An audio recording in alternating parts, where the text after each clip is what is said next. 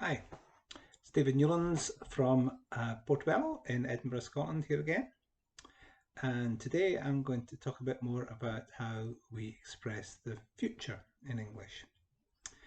In the last video, I discussed the two main ways in which we talk about future events in English, which is to use the two auxiliary verbs, helping verbs, will and going to, along with the base or infinitive form of the main verb.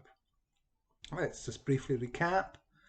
Um, we can use will and going to talk about both predictions about the future and plans for the future. Sometimes they're almost interchangeable, mean more or less the same thing, but usually there's a difference. If we are talking about predictions for the future, usually we use going to when we've got some reason to support what we're saying about the future, and we use will when there's less firm reason or evidence to do so. So, a couple of examples. I can say, it's going to rain this afternoon. And I would use this when perhaps I've just watched the weather forecast. Or I could say, I think it'll rain this afternoon. And perhaps I've got no real reason here. I'm just got this feeling. Maybe it rained yesterday afternoon.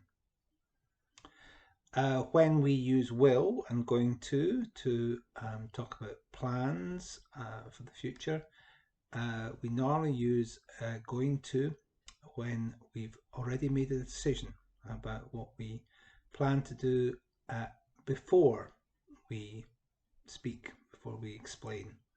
Whereas we use will for a decision that's only made at the point of speaking. So again, a couple of examples. I might say, the football's on TV tonight. I'm going to watch it. So I've already decided. And then I might say, I've just discovered that the football's on TV tonight. So I think I'll watch it. So decision made right now. Okay, let's pass on to other ways of talking about the future.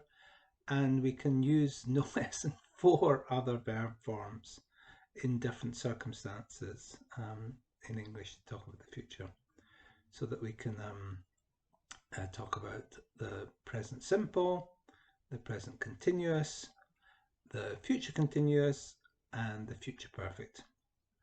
And I'm going to discuss each of these in turn. So the present simple first, very easy. A verb like starts. Now, we use the present simple, talking about the future, most of all when we're talking about timetables or dates in the calendar. So we can say, the film starts at 8.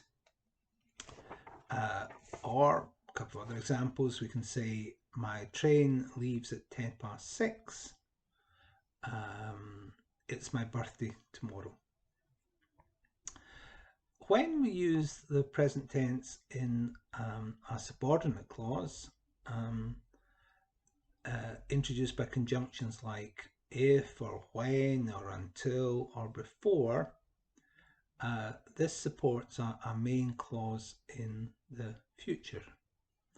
So that I could say,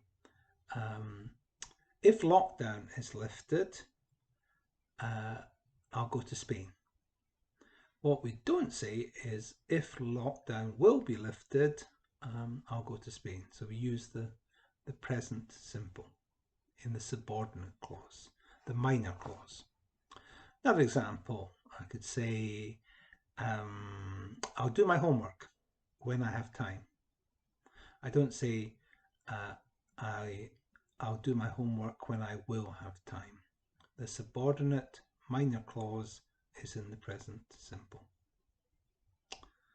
Okay, next we've got the present continuous, the verb that's formed from to be plus the ing form of the main verb, such as having. This is used to talk about personal arrangements, especially where the place and time of the arrangement has been made. So I could say, I'm having lunch with my brother tomorrow. I'm having lunch with my brother tomorrow. The present continuous is also very commonly used with verbs of movement or of activity. So I could say, are you coming to the cinema with us tonight? Or I'm playing tennis this afternoon. And sometimes the present continuous has a meaning very similar to the use of going to. Here's an example of where we can more or less just use the to, the present continuous, and going to in equivalent ways. So I could say, we're going to see the new James Bond film at the cinema tonight. And that's more or less the same as, we are seeing the new James Bond film at the cinema tonight.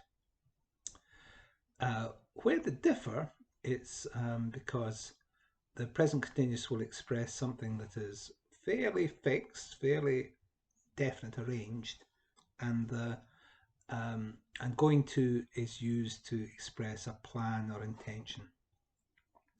So back to the example of my brother, I could say, I'm having lunch with my brother tomorrow. That's fixed.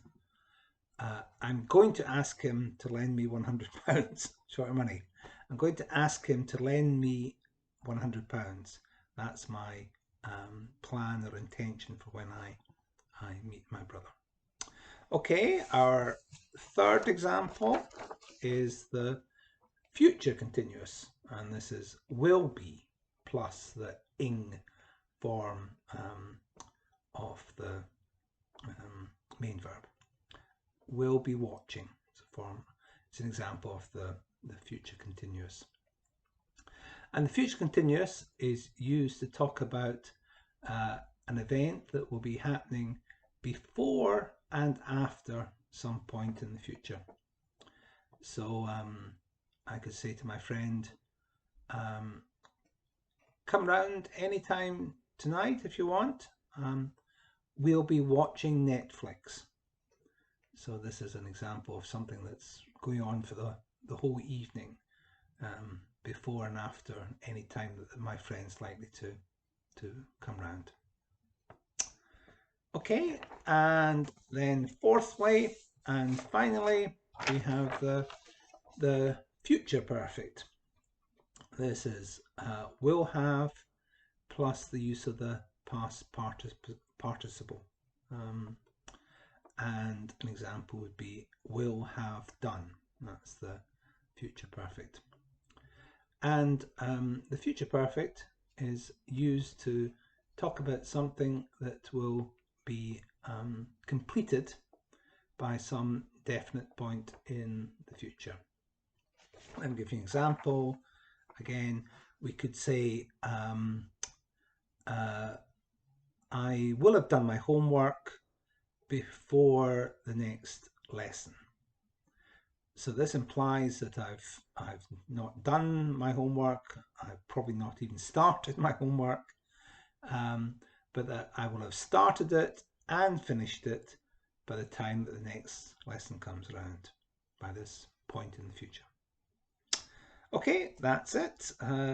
All done for now. Bye. See you again.